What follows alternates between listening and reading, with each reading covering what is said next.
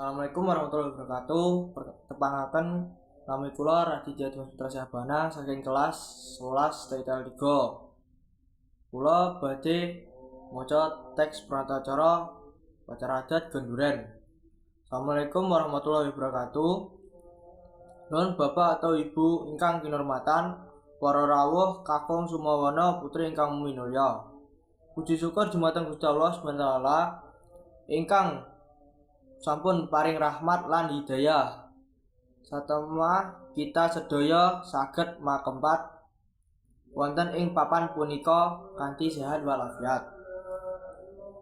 Kula minangka pranatacara badhe ngaturaken menggah urut rerencaning adicara ingkang sampun karantam.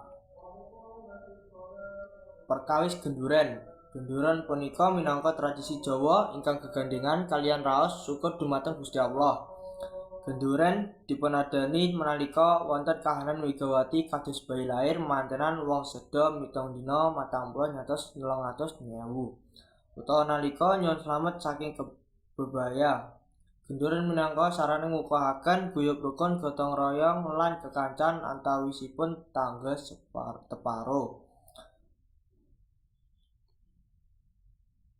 Tata cara genduren dadi siaga nyepakake panggonan diresiki lan dipun digelar klasa utawi tikar.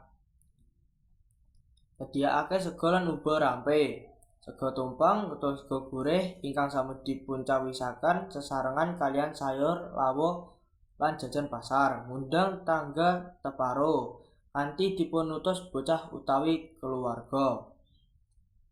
Ngalur lungguh para tamu dipun pisahaken antawisipun tiyang sepuh enem lan mudin. Titi laksana pambuka acara dipun bikak kanthi salam saking mudin utawi sepuh. Ucap ulawi maksud slametan. Tuan rumah ngaturaken maksudipun ngandhani geduren. Maca ndonga utawa tahlil.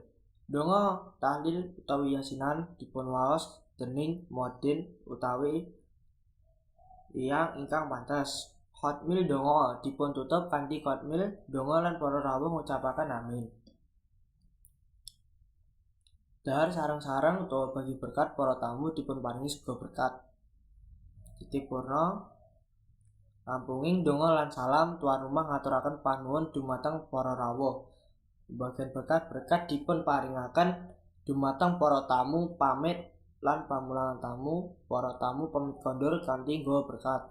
Resik-resik panggonan dipun resiki sasarengan piranti acara genduren, tikar utawa klasa, dulang utawa nampan, piring sendok gelas, tumpeng utawa sega gurih, uga rampe, jajan lan lawuh pauk, baskom utawa ember lan gayung. Abek urep acara genduren. Urep minangka salah satu satunggaling uba rampe ingkang wigati. Isinipun urap kangkung nggambaraken kesejukan ati, kacang panjang pralambang umur dawa lan pangajeng-ajeng ingkang tebih, tauga utawa kecambah pralambang wiwitan urip utawi panguripan enggal, kemangi lambang wangi supados gesang tansah dipun kurmati. Mekaten menggah urut rerencaning adicara genduren ingkang sampun kalaksanaan. Mugi-mugi lampahing adicara punika saged paring manfaat dumateng kita sedaya. Kala minangka pranatacara nyuwun agunging pangaksami pilih wonten kalepatan anggenipun ngaturaken wassalamualaikum warahmatullahi wabarakatuh.